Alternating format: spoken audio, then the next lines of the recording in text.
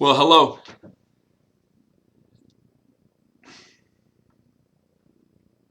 Well, as we enter this Thanksgiving week, there's a couple of things that a lot of us are going to do, that most of us are going to do this week. We're probably going to reflect on some of the things that we're thankful for and some of the things that we appreciate. We'll spend some time with good friends and family.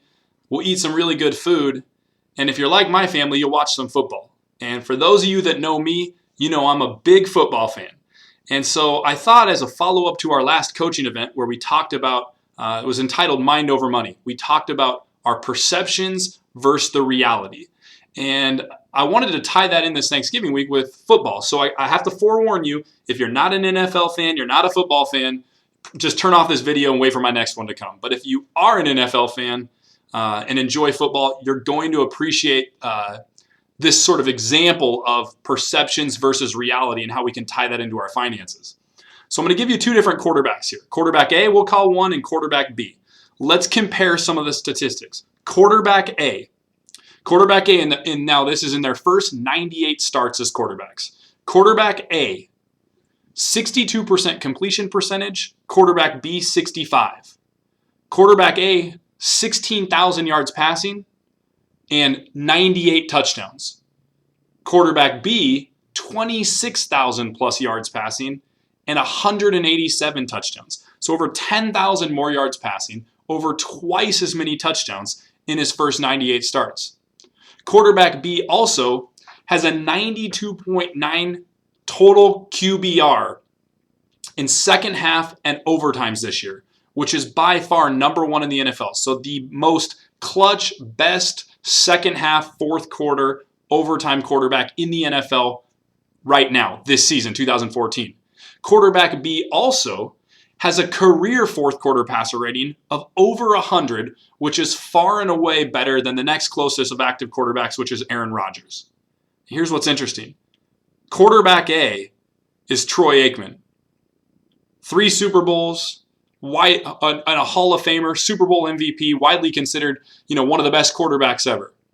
Quarterback B, believe it or not, do you know who it is? It's the current Dallas Cowboys quarterback, Tony Romo.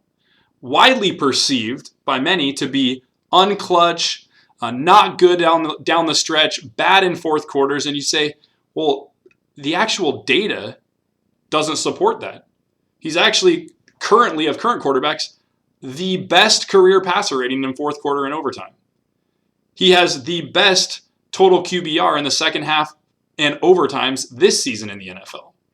But the difference is Troy Aikman won 3 Super Bowls, and Tony Romo's had a couple very, very high-profile mistakes. Right? As a Seahawks fan, I remember the fumble that he had on the chip shot field goal in the playoffs that cost the Cowboys the game. He's also had a couple really bad high-profile interceptions in national televised games. But our perception of Tony Romo not being a good quarterback, and especially not being a good quarterback in the clutch, just not true. He's actually the best current quarterback in the entire NFL based upon data and statistics. So you say, well, John, how does that apply to stocks, to my portfolio? Here's the interesting thing. A recent study showed that the average investor, a recent study of investors showed that 22%, only 22% of investors right now said they're more likely to invest in stocks over fixed income bonds. That's interesting because the perception is that stocks are very risky and that they'd rather seek fixed income, which is paying around 2 to 2.5% right now. Meanwhile, stocks in the last 30 years, just the 500 largest stocks, the S&P 500, over the last 30 years, has only 6 negative years, 24 positive years over the last 30 years.